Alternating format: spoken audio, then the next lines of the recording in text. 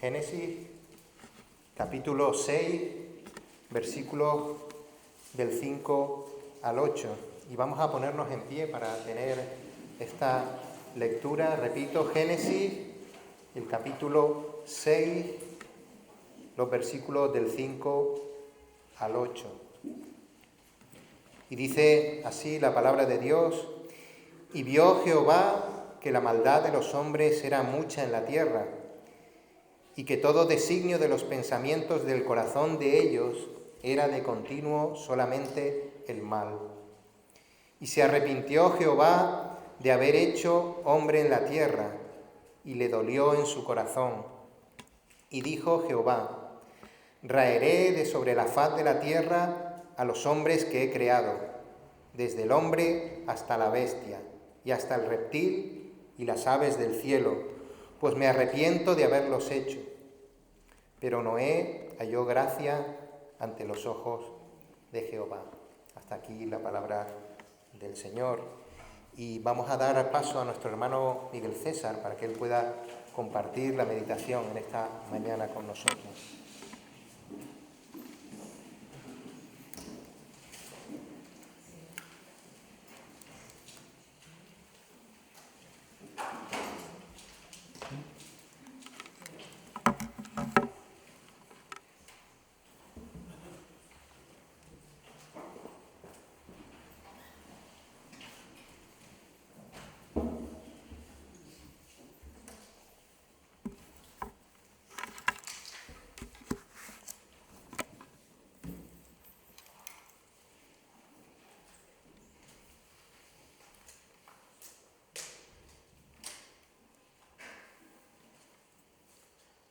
Buenas tardes a todos.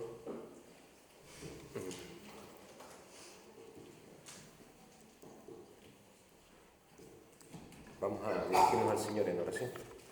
Señor y Padre, gracias te damos por este tiempo en el que tú nos permites adorarte, Señor.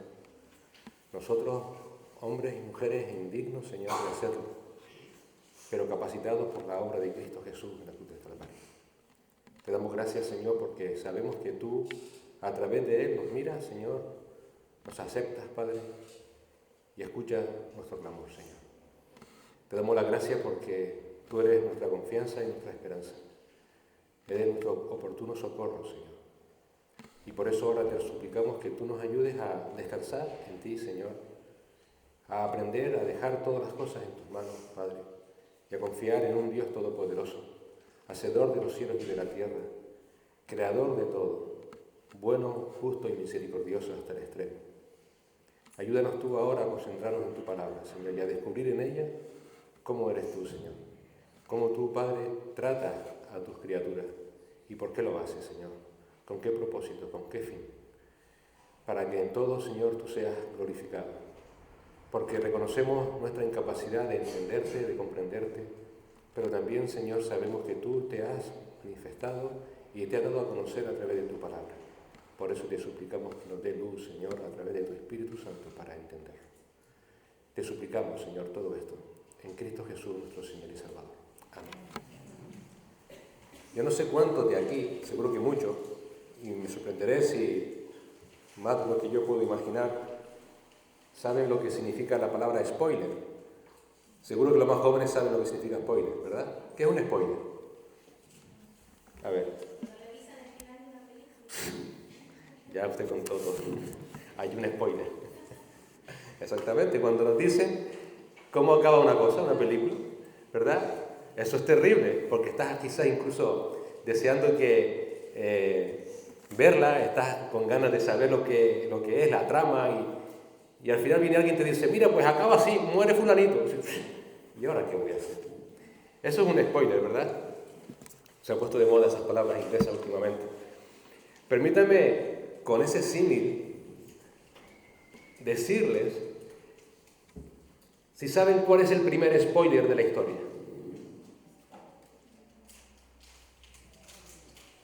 A ver, la Biblia.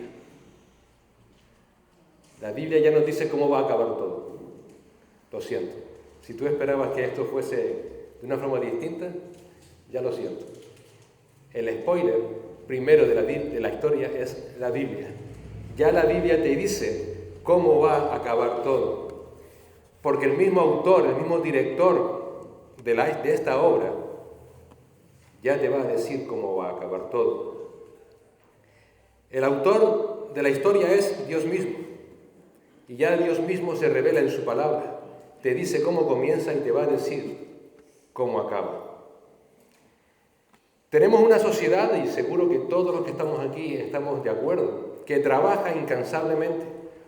Y trabaja incansablemente para intentar preservar el futuro, para que nuestros hijos tengan un futuro, ¿no es cierto?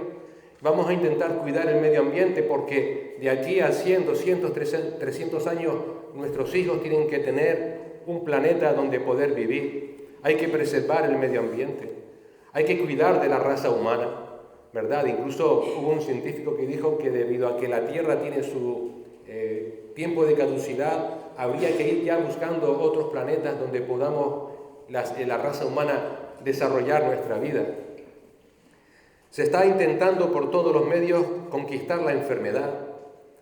Se intentan descubrir medicinas nuevas para enfermedades nuevas. Se intenta por todas partes vencer a la muerte. Se gastan miles de millones, se trabajan en buscar medicinas contra el cáncer, medicinas contra el coronavirus, medicinas contra todo lo que nos podamos imaginar, enfermedades cardíacas. Pero Dios nos dice que da igual lo duro que trabaje la humanidad, da igual lo duro que se esfuerce para garantizar la supervivencia de la raza humana, que nada de eso va a funcionar. Nada va a funcionar. Porque no hay nada dentro de la fuerza, del poder del ser humano capaz de detener la inevitable destrucción de toda la creación. Nada absolutamente. Dios va a destruir todo lo que vemos y todo aquello que sabemos que existe pero que no somos capaces de ver como estrellas a millones y millones de años luz. Dios va a destruir todo. Todo como conocemos el universo va a ser destruido por Dios. Ya la Biblia nos dice cómo va a terminar la historia. Y eso es inexorable. No va a cambiar. Cuando el Señor Jesús regrese, porque regresará, dice la palabra que Él se llevará consigo a su iglesia. Y va a destruir a todos los impíos, a todos aquellos que le han rechazado. Él va a establecer su reino milenario aquí en la tierra. Y durante 1000 años, Cristo va a reinar. Pero en el momento en que se cumpla esos 1000 años, Cristo se volverá a ir. Y en ese momento, increíblemente, esa sociedad que ha vivido durante 1000 años, la paz y viendo cara a cara al Dios del universo, se rebelará contra Él y querrá luchar contra Él. Y Cristo los arrasará por completo. Y luego todo el cielo, toda la tierra tal cual la conocemos, dejará de existir. Todo absolutamente. Y todo será reemplazado por unos nuevos cielos y una nueva tierra. Eso no lo digo yo. Eso lo dice Dios. Así va a acabar la historia. Así que por mucho que te esfuerces, por mucho que esta sociedad se esfuerce por intentar alargar la vida acabará, cuando menos te lo espere. Toda la raza humana será destruida. Solamente aquellos que hay en gracia, que hay en la gracia de Dios, evitarán ser destruidos para siempre. Repito, solamente aquellos que hay en la gracia de Dios evitarán ser destruidos. Tal cual pasó en los tiempos de Noé, volverá a pasar. Pero ya no así como por agua, sino por fuego. Y eso lo vemos en 2 de Pedro. Acompáñenme un momento a 2 de Pedro, capítulo 3. 2 de Pedro 3. Ya lo vimos la semana pasada, pero es bueno seguir recordando. Segunda de Pedro aquí está escribiendo lo que va a suceder. Génesis es lo que sucedió. El Salomón, en Eclesiastés, dijo una frase que se ha extendido no fuera incluso del ambiente cristiano, y es que no hay nada nuevo debajo del sol. Y lo que pasó, volverá a pasar. Y en 2 de Pedro, hablando de cómo sucederá, dice en 2 de Pedro capítulo 3, a partir del versículo 8, pero amados, no ignoren esto, que para el Señor un día es como 1000 años, y 1000 años como un día. El Señor no se tarda en cumplir su promesa, según algunos entienden la tardanza, sino que es paciente. Paciente para con vosotros, no queriendo que nadie perezca, sino que todos vengan al arrepentimiento. Pero el día del Señor vendrá como ladrón, en el cual los cielos pasarán con gran estruendo, y los elementos serán destruidos con fuego intenso, y la tierra y las obras que hay en ellas serán quemadas. Puesto que todas estas cosas han de ser destruidas de esta manera, ¿qué clase de personas no deben ser ustedes en santa conducta y en piedad, esperando y apresurando la venida del día de Dios, en el cual los cielos serán destruidos por fuego y los elementos se fundirán con intenso calor? Pero según su promesa, nosotros esperamos nuevos cielos y nueva tierra, en los cuales mora la justicia. Eso es lo que va a suceder. En los tiempos de Noé, durante 120 años, Noé advirtió a aquella gente de que Dios iba a destruir con un diluvio toda la creación. ¿Cuál fue la reacción de aquella gente? Siguieron viviendo, casándose y dándose en casamiento como si aquí no iba a pasar nada. Hoy en día sucede lo mismo. Pero como pasó en la época de Noé, pasará. Pasará. ¿Cómo puedes escapar de esa destrucción repentina? ¿Cómo puedes escapar de esa seguridad de que Cristo destruirá todas las cosas? Solamente hay una solución: que halles gracia delante de Dios. Que halles gracia delante de Dios. Esa gracia solamente está en Cristo, no está en tus obras, no está en lo que tú puedas hacer ni en lo bueno que te consideres. Da igual que te mires al espejo y diga, la verdad es que yo merezco la vida eterna. Da igual, la Biblia nos enseña que solamente en Cristo es que vas a poder hallar gracia. Fuera de Cristo estás condenado. Fuera de Cristo, la única seguridad que te queda es la condenación eterna. Y eso lo afirmamos porque ya sucedió. Dios nos dice en su palabra que todas las cosas que fueron escritas para nuestro conocimiento fueron escritos. Todo esto que estamos leyendo está escrito y reflejado para que nosotros entendamos que sucedió y que volverá a suceder. ¿Por qué Dios actúa así? ¿Por qué? ¿Por qué Dios tiene que acabar con todas las cosas? ¿Por qué acabó con toda la tierra durante el diluvio? Para poder entenderlo, primero tenemos que ver lo que el Señor vio. Y cuando veamos lo que el Señor vio, vamos a entender lo que Él sintió. Y cuando entendamos lo que Él sintió, vamos a comprender la sentencia del Señor. Pero también, finalmente, nos vamos a asombrar de ver lo que el Señor vio. ¿Qué fue lo que vio Dios? ¿Qué fue lo que sintió? ¿Entendemos la sentencia? Y al final nos asombraremos por su respuesta. Dice el versículo 5 de nuestro texto: y vio Jehová que la maldad de los hombres era mucha en la tierra, y que todo designio de los pensamientos del corazón de ellos era de continuo solamente el mal. Mira, nada hay oculto a los ojos de Dios. Nada.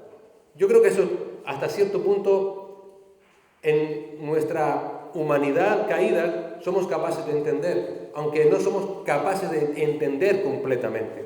Pero Dios no es algo creado. Dios no está formado por átomos, no está formado por moléculas. Todo eso fue creado por Dios, pero Dios no es igual a su creación. Él es completamente ajeno, distinto. Él es singular. Y Él es sencillo. Sencillo no porque no tenga complejidad, sino que solamente tiene una sola naturaleza y que no es igual a ninguno de nosotros. Dios está en todas partes. Dios está en todos sitios. No hay nada oculto a Dios. Él conoce todo. Él lo ve todo. El Señor dijo en Lucas 8:17 que no hay nada oculto que no haya de ser manifestado. No hay nada secreto que no haya de ser conocido y que salga a la luz, porque Dios lo sabe todo. Hay cosas incluso que tú ya te has olvidado, pero que Dios no se ha olvidado. Y Salomón en Eclesiastés 12:14 nos dice, porque Dios traerá toda obra a juicio, junto con todo lo oculto, sea bueno o malo. ¿Por qué? Porque Él puede hacer eso, porque Él conoce todo. Todo. Pablo a los Corintios le dice en 1 Corintios 4:5, por tanto, no juzguen antes de tiempo, sino esperen hasta que el Señor venga, el cual sacará a la luz las cosas ocultas en las tinieblas y también pondrá de manifiesto los designios de los corazones, y entonces cada uno recibirá su alabanza de parte de Dios. Dios conoce todo. Venga de donde venga, sea de quien sea, absolutamente todo está claro y transparente delante de Dios. Incluso los designios de los corazones, dice Pablo. ¿Y qué fue lo que Dios vio aquí, en este versículo 5? Precisamente el corazón del hombre. ¿Qué es lo que nos dice el texto? ¿Que vio Dios qué? Y que todo designio de los pensamientos del corazón, de ellos. Todo designio del corazón de aquellos hombres. Es decir, Dios nos está diciendo, yo conocía perfectamente las motivaciones reales de por qué ellos hacían lo que hacían.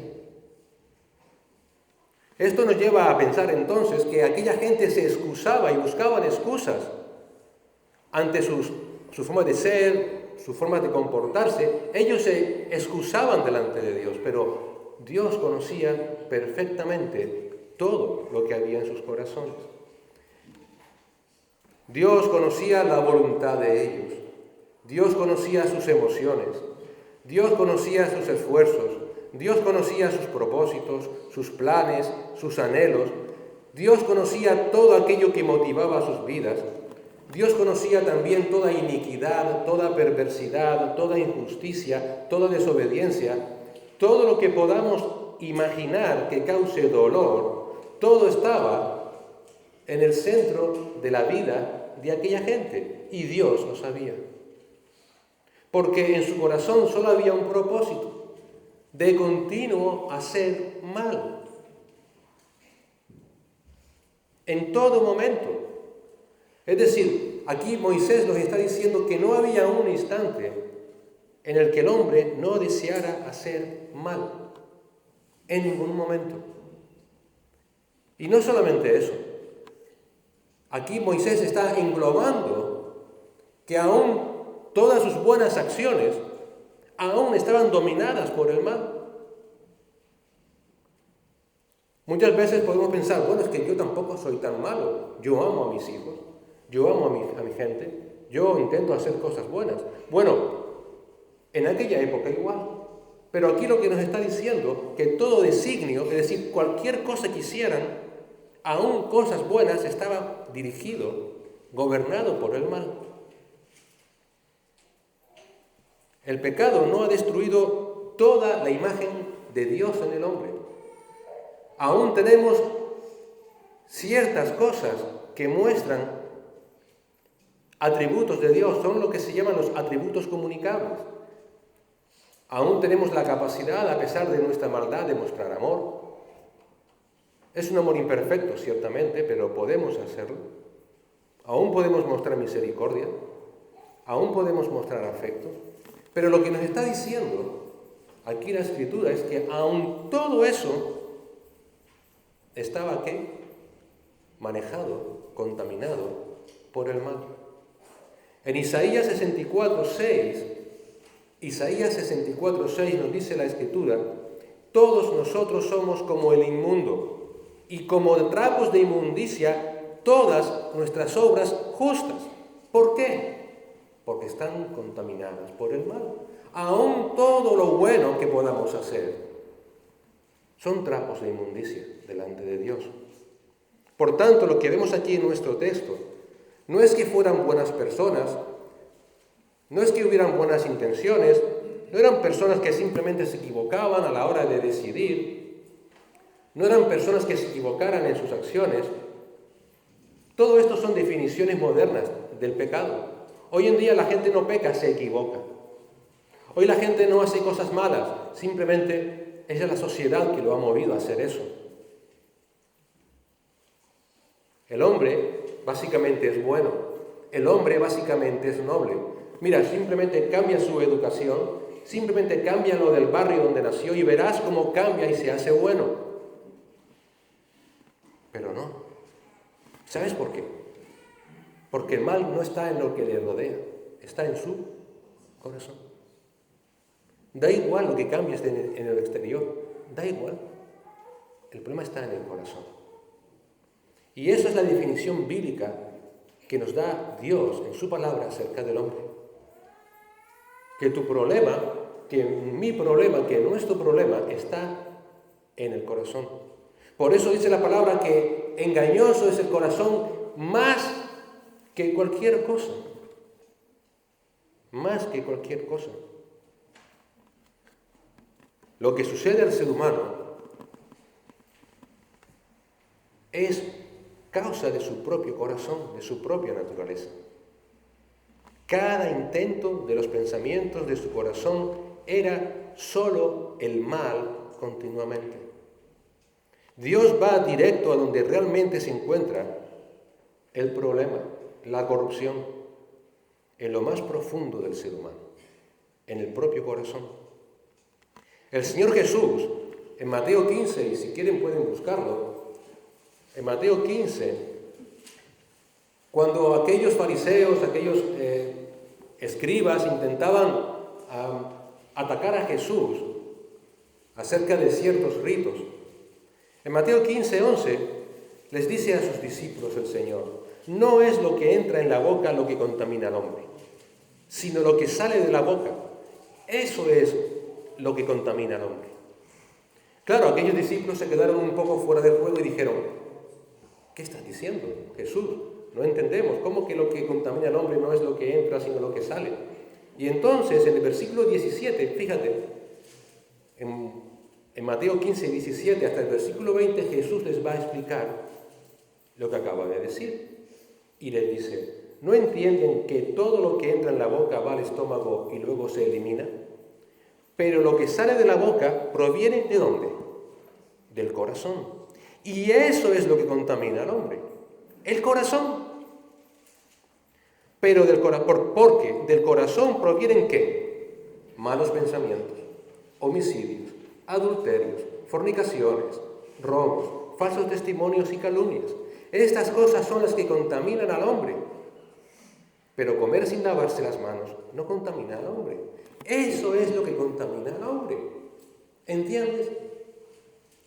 ¿Qué es lo que te contamina? ¿Qué es lo que realmente te está destruyendo? No es el vecino, no es tu esposa, tu esposo, no es la situación económica, no es la política, no es la tierra. Es tu corazón. Tu corazón. ¿Y sabes qué? El Señor destruye toda criatura por causa del corazón de los seres humanos. Claro, uno puede pensar, el Señor destruyó todo. Y así, al destruir todo, ya aquello acabó. Pero mira, vamos un segundo a Génesis 8. Ya pasó el diluvio. Génesis 8, versículo 21. Ya el diluvio pasó. Ya Noé estaba a salvo junto con su familia. Y uno puede pensar, bueno, entonces ya aquella maldad del corazón del hombre desapareció. Dios acabó con todo. Pero mira lo que dice Génesis 8:21. Y el Señor percibió el aroma agradable y dijo el Señor para sí, nunca más volveré a maldecir la tierra por causa del hombre. ¿Por qué? Porque la intención del corazón del hombre es mala desde su juventud. Nunca más volveré a destruir todo ser viviente como lo he hecho. Señor destruyó todo, pero la condición del corazón del hombre va a continuar. Somos herederos de aquella generación. Nuestro corazón no ha cambiado, sigue igual, dice el Señor. Y Pablo, en Romanos 1, 28 al 32, Romanos 1, 28 al 32, va y lo ratifica y nos dice, y así como ellos no tuvieron a bien reconocer a Dios, Dios los entregó a una mente depravada para que hicieran las cosas que no convienen, estando llenos de toda injusticia, maldad, avaricia, malicia, colmados de envidia, homicidios, pleitos, engaños y malignidades, son chismosos, detractores, aborrecedores de Dios, insolentes, soberbios, jactanciosos, inventores de lo malo, desobedientes a los padres, sin entendimiento, indignos de confianza, sin amor, despiadados, los cuales, aunque conocen el decreto de Dios que los que practican tales cosas son dignos de muerte, no solo las hacen, sino que también dan su aprobación a los que la practican. Ese es el corazón del hombre. No ha cambiado. Esta es la situación actual del hombre. Y permítame la osadía. Esa es nuestra situación. Nuestra situación. Todo designio de tu corazón está dirigido por el mal. Dios conoce todo lo que hay en tu corazón. Sabe perfectamente todo lo que hay en él. Sabe perfectamente tus motivaciones. E incluso, dice el salmista en el Salmo 139:4, que lo sabe antes que tú ni tan siquiera lo hayas hecho. Dice el Salmo 139:4, aún antes de que haya palabra en mi boca, he aquí, oh Señor, tú ya la sabes todo. Dios sabe, por tanto, y nos quiere hacer ver que nuestro mayor problema, ¿cuál es entonces? Nuestro corazón. La pregunta no es preguntarnos si Dios lo sabe, que lo sabe, sino si tú eres consciente de eso. Si sabes que realmente tu problema, tu mayor problema es tu corazón. ¿Sigues culpando a la sociedad? ¿Sigues culpando a tus padres por la mala vida que te dieron, quizás? ¿Sigues culpando al entorno? El problema no es ese. El problema es tu corazón. Tu corazón. Y esa situación del hombre llevó a Dios a cambiar su posición respecto al hombre. Dios cambió su posición respecto al hombre. Hemos visto lo que Dios vio y ahora vemos lo que Dios sintió por la maldad en el corazón del hombre. ¿Qué sintió Dios? Versículo 6. Y se arrepintió Jehová de haber hecho hombre en la tierra y le dolió en su corazón. ¿Te imaginas tener un Dios que cambiara? ¿Te imaginas que realmente no pudieras confiar en Dios porque tú no sabes si Dios hoy piensa blanco y mañana piensa negro? ¿Te imaginas? ¿Te imaginas que Dios no tuviera las cosas claras y que todavía no tuviera las cosas claras acerca, por ejemplo, de tu salvación? ¿Tú te imaginas que Dios cambie de opinión en el último instante y te mande al infierno? ¿Te imaginas? No, pero ese no es Dios, no es el Dios de la Biblia. La palabra nos dice una y otra vez que Dios no cambia. Él es el mismo ayer, hoy y por siempre. Su nombre es Alfa y Omega, principio y fin. Entonces, ¿por qué dice aquí que Dios se arrepintió?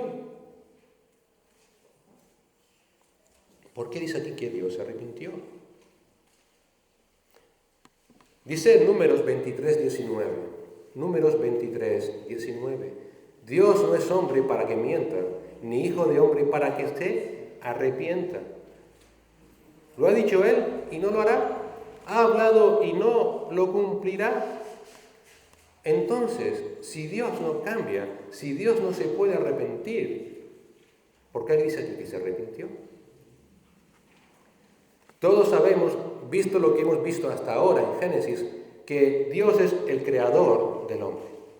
Y Él creó al hombre a su imagen y semejanza. El hombre es la obra culmen de Dios.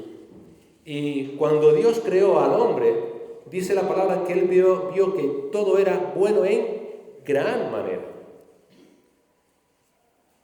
El ser humano es la excelencia de la creación de Dios.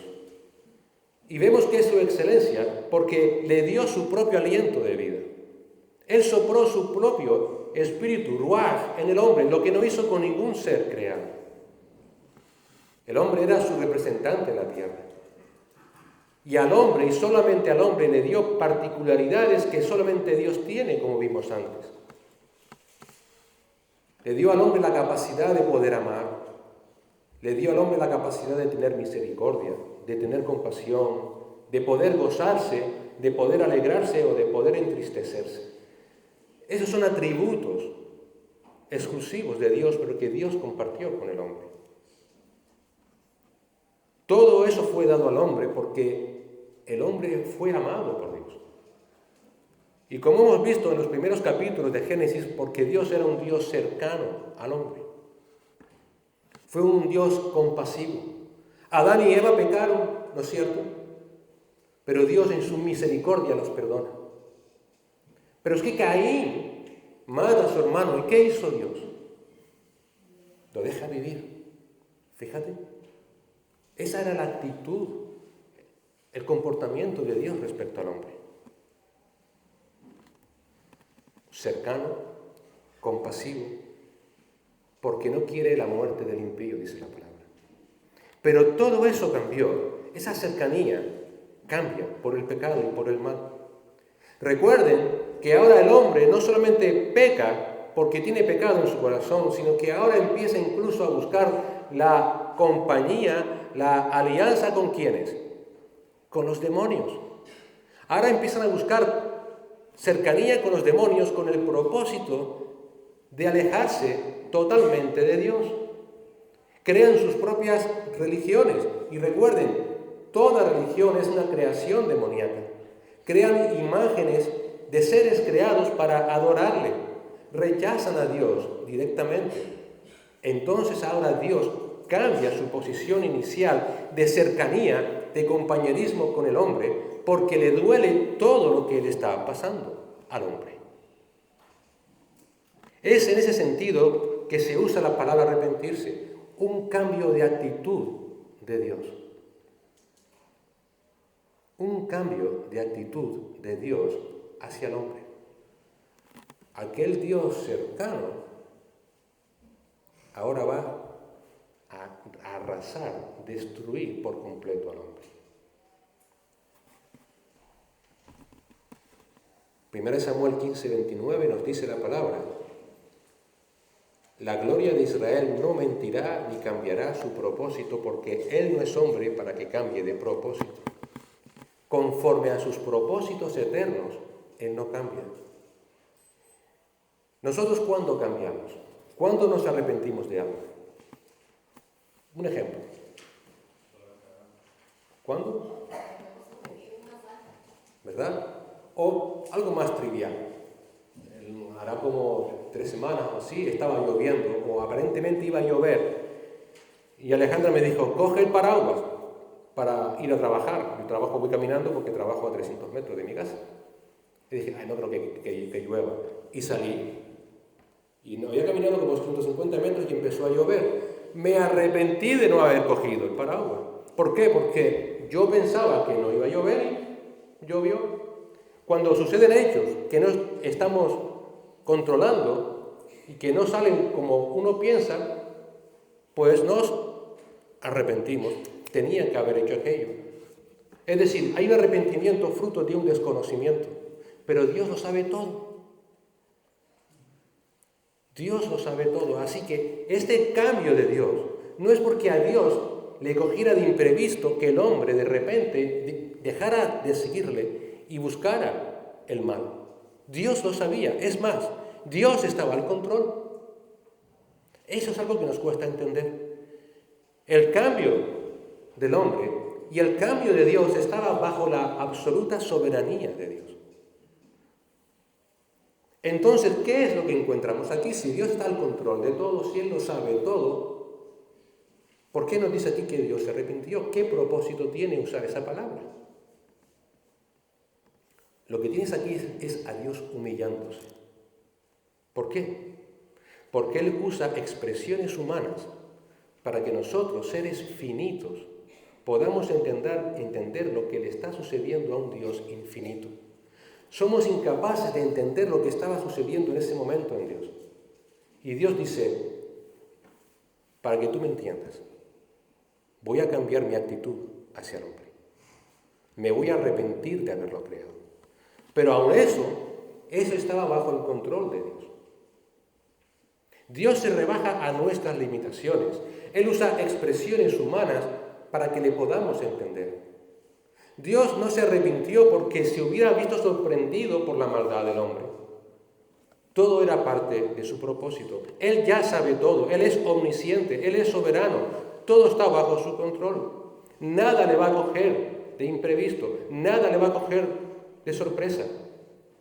Él no va a cambiar para ajustar su naturaleza a una situación que no conocía.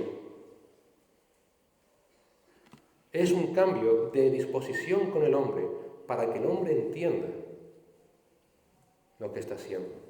Así que lo que vemos es que no fue Dios el que cambió. ¿Quién cambió? El hombre. El hombre voluntariamente fue quien cambió. ¿Cómo? Rechazando a Dios.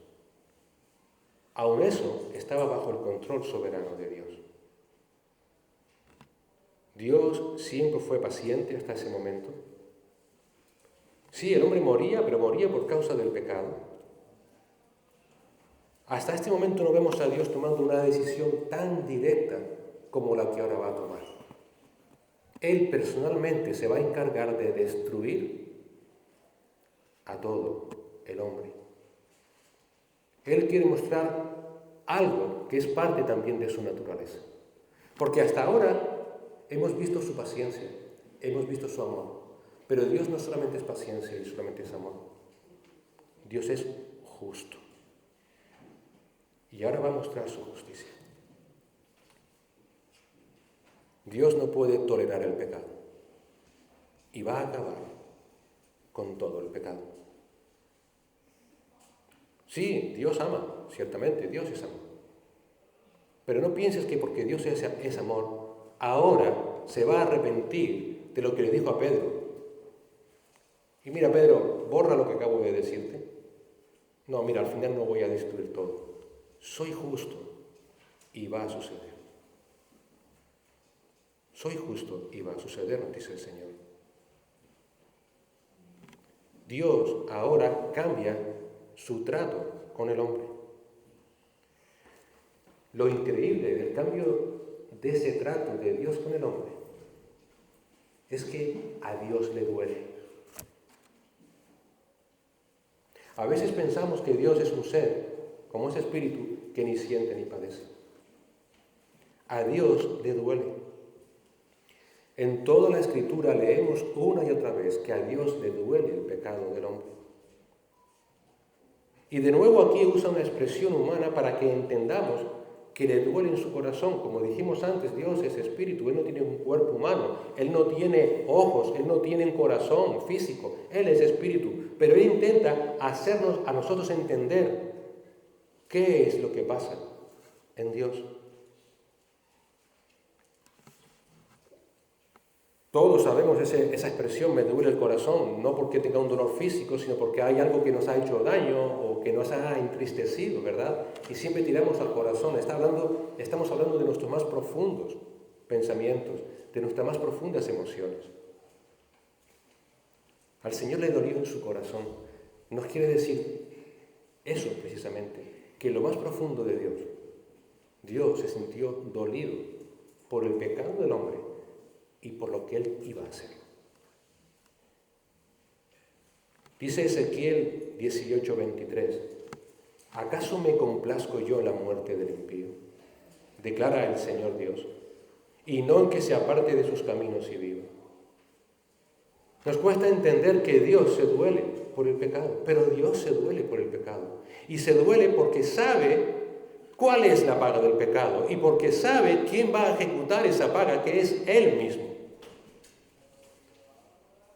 Ezequiel sigue diciéndonos en el capítulo 33, diles, cuando el Señor está diciendo a Ezequiel que le haga que el pueblo, y dice, chíllales, vivo yo, que no me complazco en la muerte del impío, sino en que el impío se aparte de su camino y viva. Volveos de vuestros malos caminos, ¿por qué habéis de morir, oh casa de Israel? Es un clamor a través de Ezequiel. Es un clamor para que aquella gente se volviera de sus caminos. Jesús, Dios hecho hombre, durante su vida en la tierra, lloró. ¿Por qué lloró el Señor?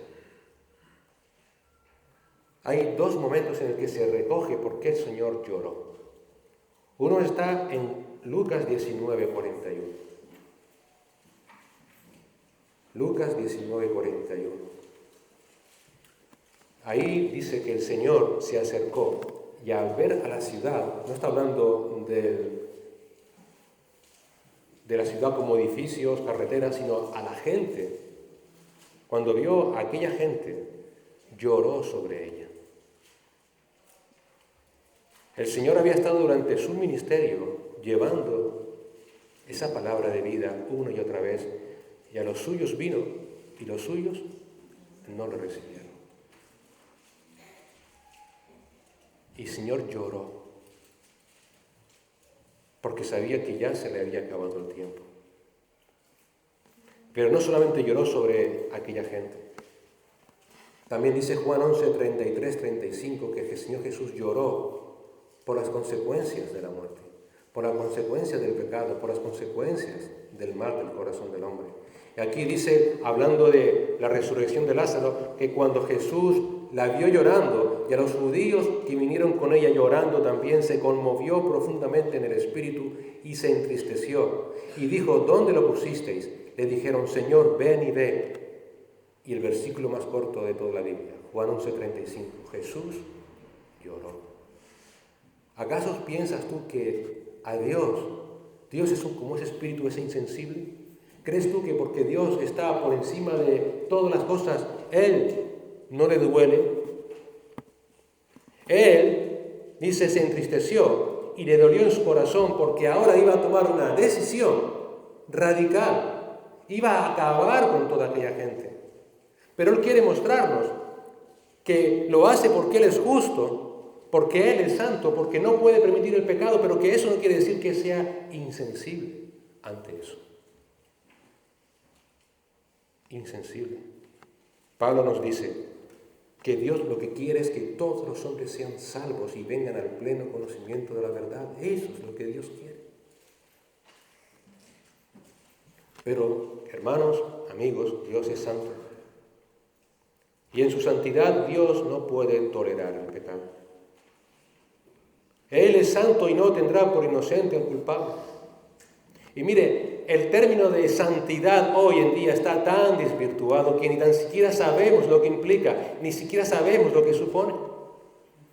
Y pensamos que esa santidad está dirigida a aquellos que llevan muchos años en la iglesia, a aquellos que son hombres o mujeres, wow, que son tremendamente espirituales. No. El pueblo de Dios sabía perfectamente lo que implicaba saber que Dios era santo. ¿Y saben lo que entendían? ¿Sabes tú lo que sabían ellos realmente de entender que Dios es santo? ¡Ay de mí! ¡Ay de mí! Fíjate, en Jueces 13:22, cuando el ángel del Señor se le aparece a Manoa y a su mujer, ellos iban a ser los padres de Sansón. Ese ángel del Señor se les aparece y dice Manoa, Jueces 13:22, ciertamente moriremos porque hemos visto a Dios. Ellos sabían perfectamente, Dios mío, estamos delante, hemos visto a Dios, ciertamente vamos a morir. Ciertamente vamos a morir. ¿Por qué? ¿Por qué crees tú que esta gente podía pensar así? Mira qué es lo que dice Isaías. Isaías 6, 3 al 5. Isaías 6, 3 al 5. Porque él vivió una situación idéntica y te da la respuesta por qué ellos decían, vamos a morir. Y el uno al otro daba voces diciendo, Santo, Santo, Santo es el Señor de los ejércitos. Llena está toda la tierra de su gloria. Y se estremecieron los cimientos de los umbrales a la voz del que clamaba, y la casa se llenó de humo. Y mira aquí la respuesta ahora de Isaías, versículo 5. Entonces dije, ¡ay de mí! Porque perdido estoy. ¿Por qué? Porque soy hombre de labios inmundos. Soy un pecador y he visto a un Dios santo. Ese siempre fue el sentido de aquella gente cuando sabía la santidad de Dios. ¡Ay de mí! Manoa sintió lo mismo. Somos pecadores y hemos visto al ángel del Señor. Ciertamente vamos a morir. Hoy en día la santidad de Dios nos da igual. Obviamos que Dios todo lo ve y seguimos viviendo como nos da la gana. Pero no consideramos que el Dios que todo lo ve es el Dios santo que todo lo ve. Nunca has escuchado, ay de mí que voy a morir, porque sé lo que el Señor sabe, que Él sabe de mí. Isaías era consciente de la santidad de Dios y consciente de su pecado. El apóstol Pedro, cuando el Señor calma todos aquellos, el viento, el mar, todo aquello, y Pedro cae a los pies del Señor, en Lucas 5:8 dice, ay Señor, apártate de mí, pues soy un hombre pecador. Esa es la santidad de Dios. Esa santidad de Dios que no tolera el pecado llevó a pasar a toda aquella humanidad. No es injusto. Es consistente con la naturaleza de Dios. Tú puedas decir, bueno, ¿por qué entonces el Señor permitió el mal? El Señor nunca lo explica en su palabra. Pero lo que sí sabemos es que le trae gloria, como todas las cosas. Y también lo que sí sabemos es que sin santidad nadie verá a Dios. Eso lo dice la palabra. Y en su santidad Él no puede tolerar el pecado. Aquella gente en el conocimiento de un Dios santo vivían, por tanto, sabiendo que Dios sabía quiénes eran. Vivían conforme a la santidad de Dios. Ellos sabían que Dios es santo. Ellos sabían que Dios no tolera el pecado.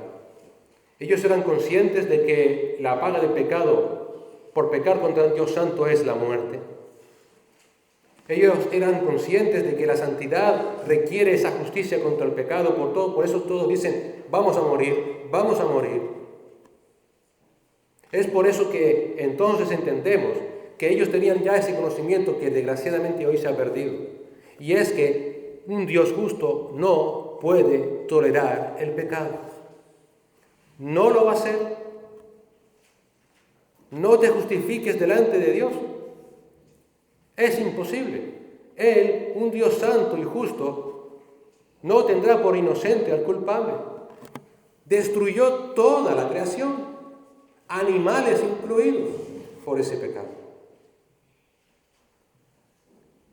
Y Él no va a mandar a ángeles para castigar. Él no va a mandar a ningún intermediario. No hay terceros involucrados. Dios mismo es quien lo hace. Dios mismo. Por eso comprendemos la sentencia en el versículo 7 de nuestro texto. Génesis 6:7 dice: y dijo Jehová, raeré yo raeré, es un énfasis en sí mismo. Viene a decir, yo mismo lo voy a hacer. Yo raeré de sobre la faz de la tierra a los hombres que he creado, desde el hombre hasta la bestia y hasta el reptil y las aves del cielo, pues me arrepiento de haberlos hecho. He cambiado mi disposición para con ellos. El Señor Jesús en Mateo 10:28 nos dice que no temamos a aquellos que puedan matar el cuerpo. ¿Por qué? Porque ellos no pueden matar el alma. Más bien temed a aquel que puede hacer perecer tanto el alma como el cuerpo en el infierno. Y ese es Dios. Muchas veces este versículo se ha malinterpretado pensando que está hablando de Satanás. Satanás no tiene la capacidad de dar vida ni tampoco de quitarla. Solamente Dios. Y aquí está hablando de Dios. Tema a aquel que puede condenarte en el infierno eterno.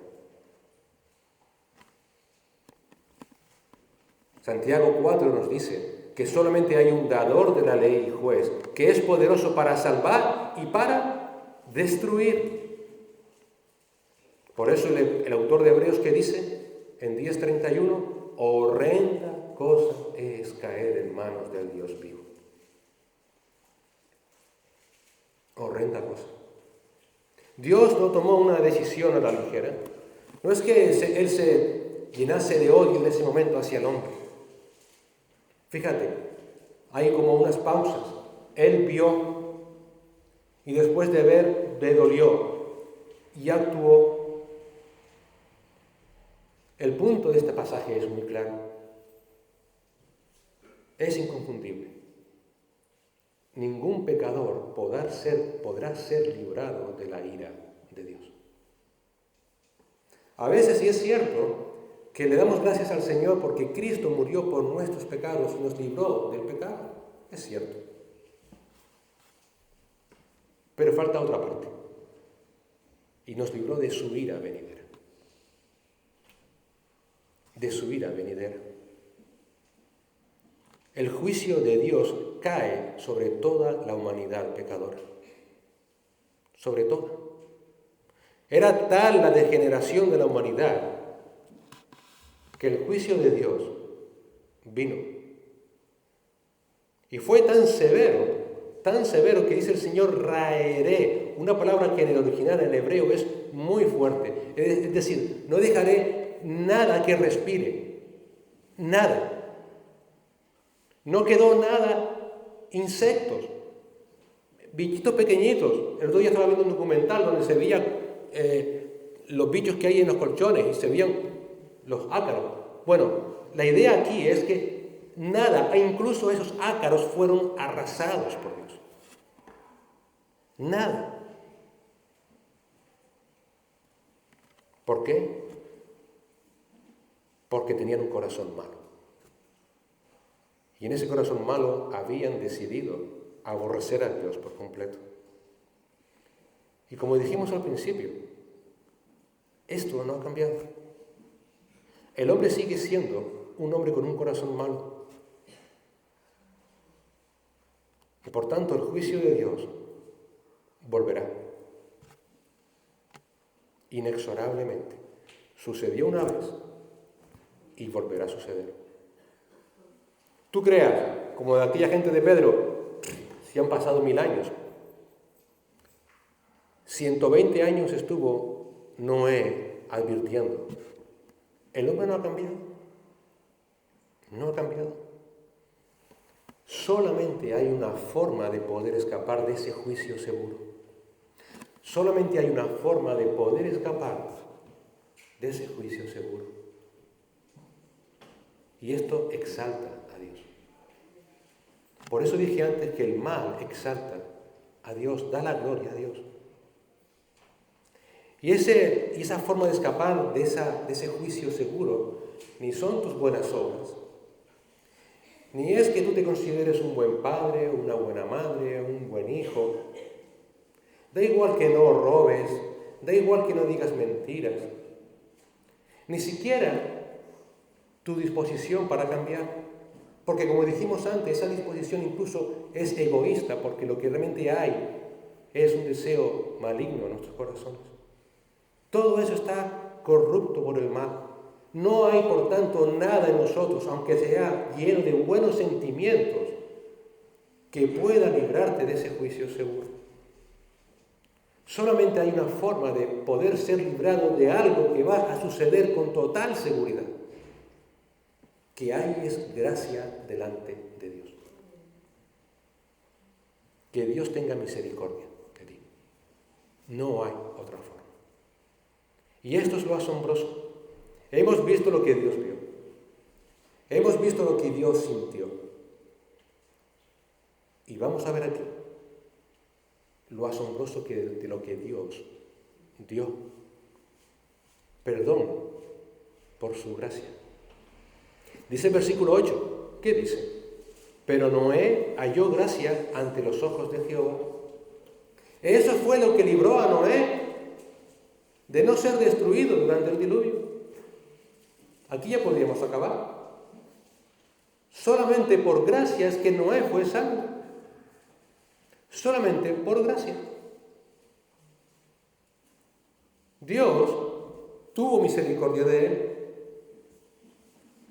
Pero Hebreos 11:7 nos dice algo más.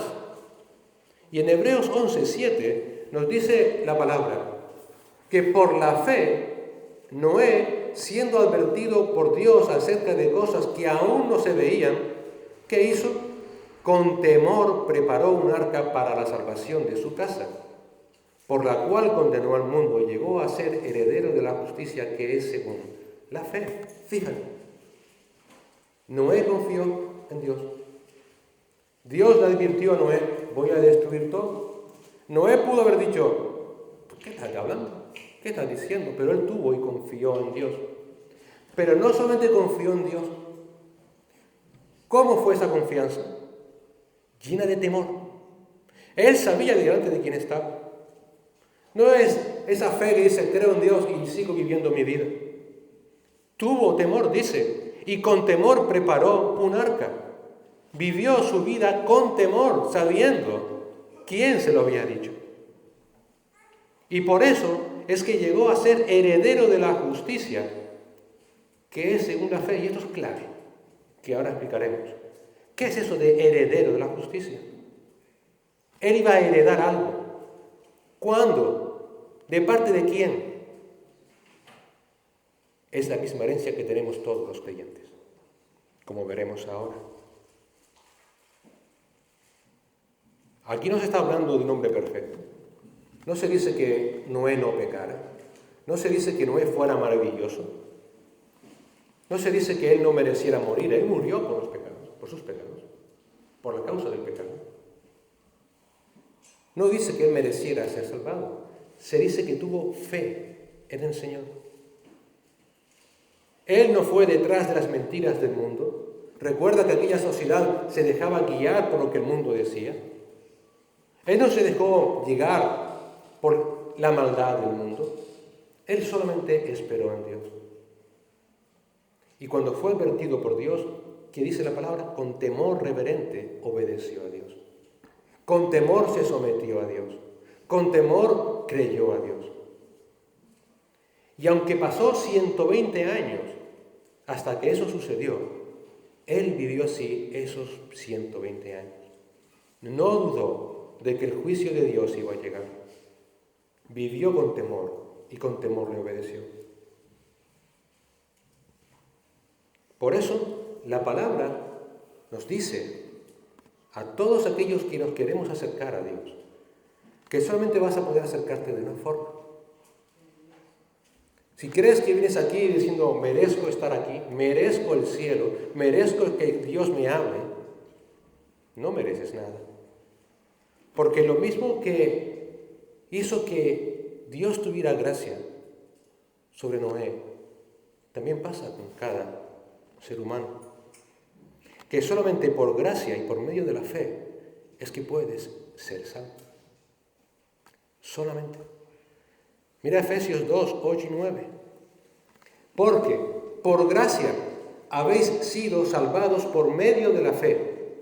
Y esto no de vosotros, sino que es don de Dios, no por obras para que nadie se gloríe. Por gracia y por medio de la fe es que aquellos efesios fueron salvos. Es como todo creyente es salvo. Pero si tú crees que esa fe es fruto de tus esfuerzos, no, dice, esto es un don de Dios. Por tanto, no es por lo que tú hagas. Porque si lo haces, te vas a gloriar. ¿Cómo actúa Dios en esa gracia? ¿Cómo actúa Dios por medio de la fe que salva? ¿Cómo sabes tú realmente que puedes ser librado de ese juicio seguro que va a venir? Cristo. Cristo.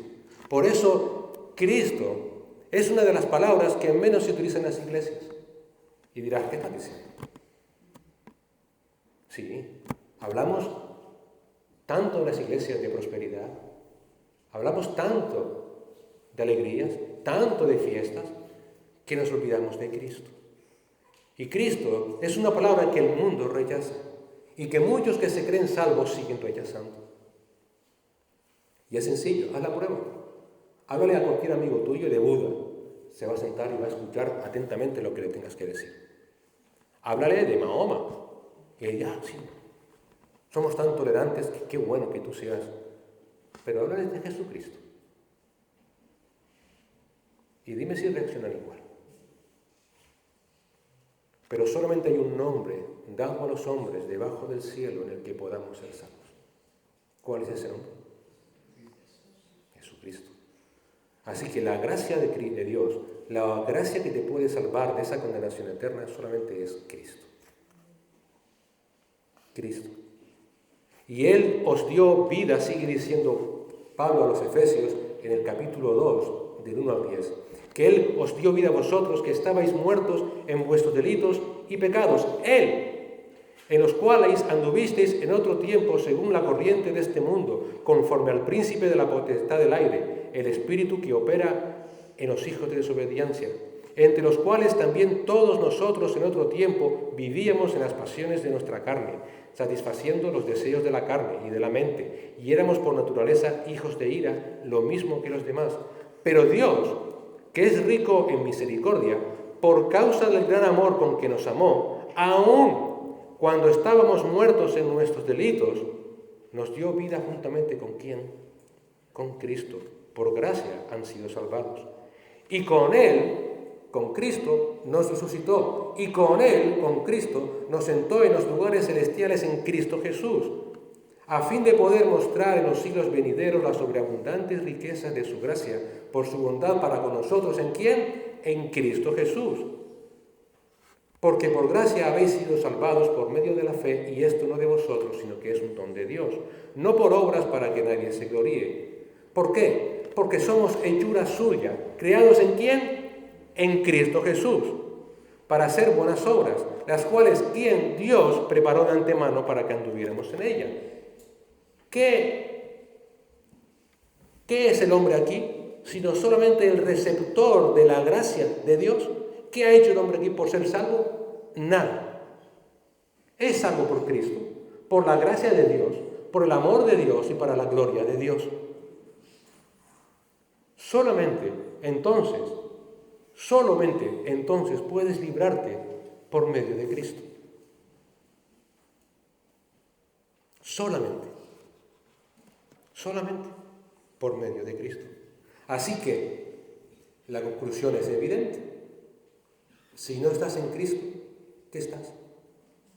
Condenado. ¿Qué te espera? Una horrenda expectativa de juicio.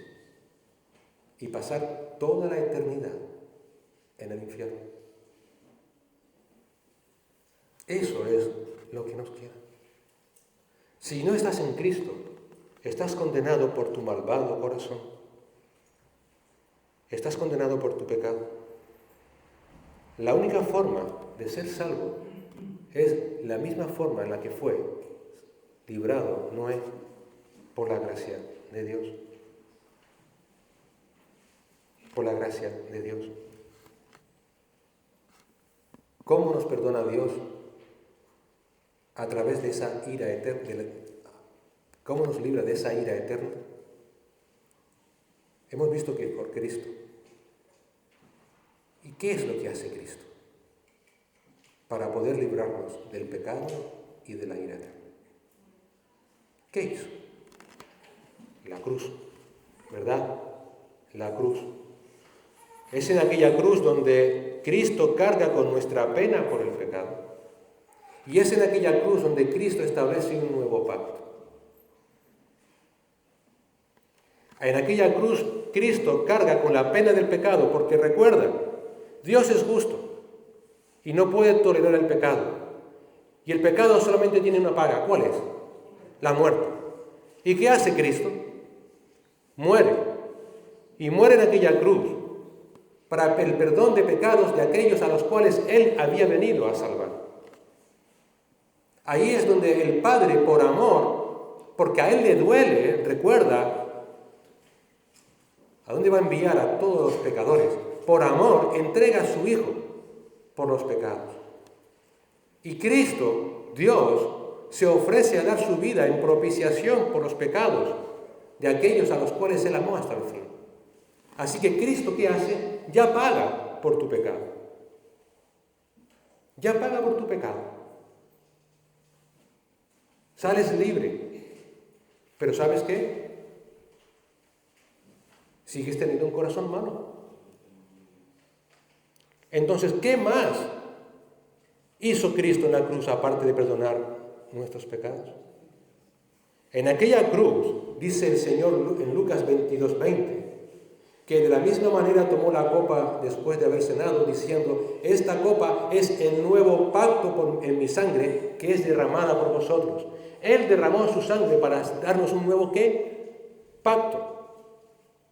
Él nos perdona y hace un nuevo pacto. ¿En qué consiste ese nuevo pacto? Ezequiel 36. Y en Ezequiel 36, 26 y 28 dice: además os daré un corazón nuevo. La raíz de todo esto, el corazón malvado, Cristo lo quita en la cruz. Y te da ¿qué? Un corazón nuevo. Y pondré un espíritu nuevo dentro de ti. Quitaré de vuestra carne el corazón de piedra. Y te daré un corazón de carne. Pondré dentro de ustedes mi espíritu. ¿Para qué? Para que anden en mis estatutos y para que cumplan cuidadosamente mis ordenanzas. Una de las cosas, y me reitero, que más se olvida en las iglesias es la santidad. Pensamos, ¿eso es para unos? No. ¿Los demonios creen en Cristo? Claro que creen. Pero son demonios. Dios te perdona y pone en ti un corazón nuevo. Debes andar en santidad. Por eso el Señor puede afirmar: sed santos como yo soy santo. La única forma de poder ser librado del juicio eterno es por la gracia en Cristo, a través del cual Él en la cruz perdona nuestros pecados y nos da un corazón nuevo. Nos da un corazón nuevo. Un corazón conforme a su propio corazón. Esa es la gracia de Dios. Esa es la gracia de Dios. Hoy día, como dijo el Señor Jesús en Mateo 24, hoy día, y lo miras alrededor tuyo, pasa como los días de Noé. Ves a la gente comiendo, bebiendo, casándose y dándose en casamiento, no está hablando de cosas malas, está hablando de la cotidianidad, siguen viviendo como si aquí no pasara nada.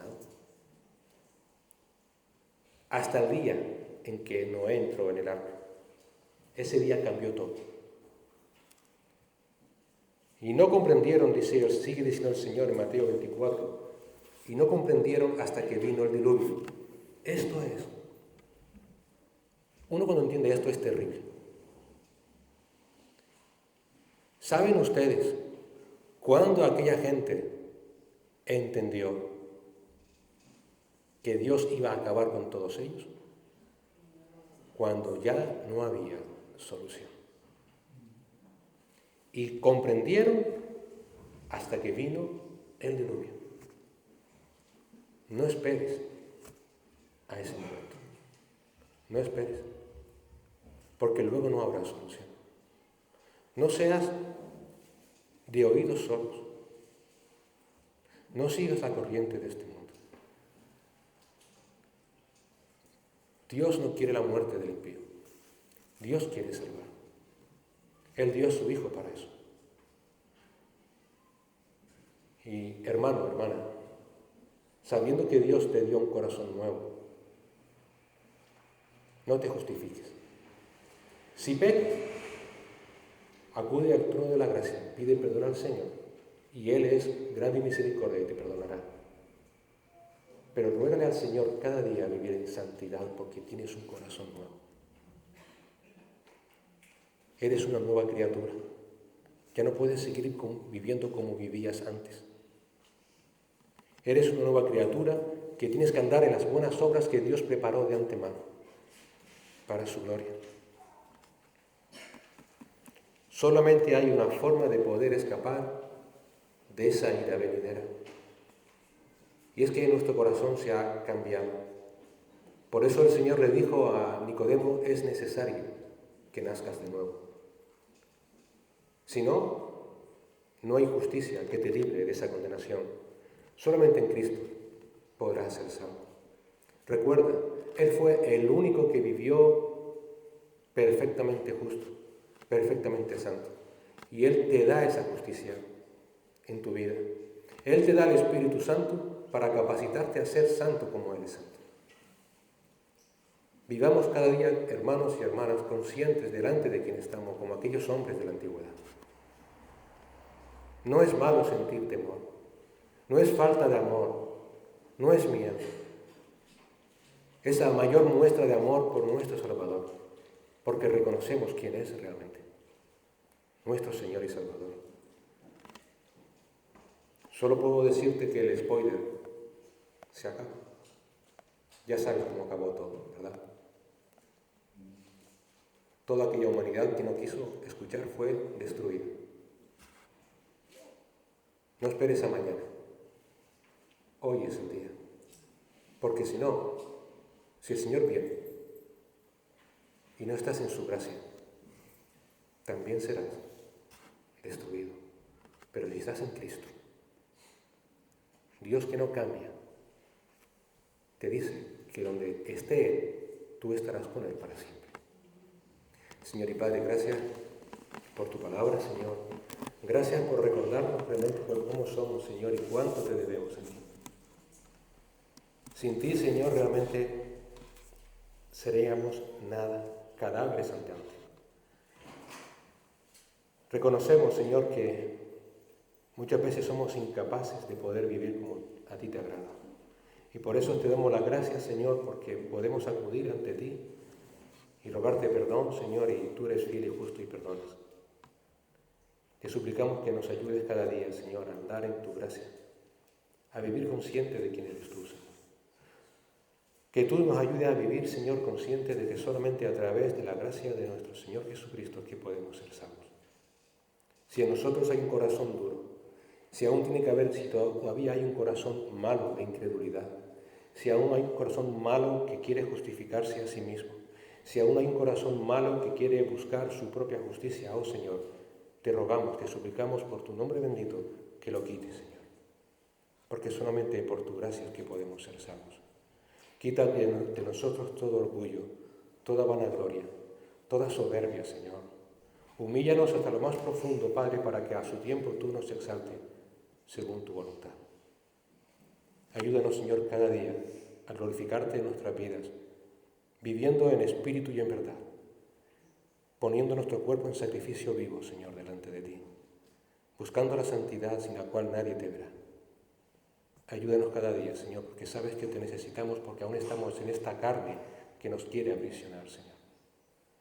Y ayúdanos a esperar confiadamente tu regreso, anhelándolo, Señor, a que tú vengas a buscarnos y nos lleves contigo. Y ya libre de, Señor, de este cuerpo de maldad, podamos alabarte y glorificarte para toda la eternidad.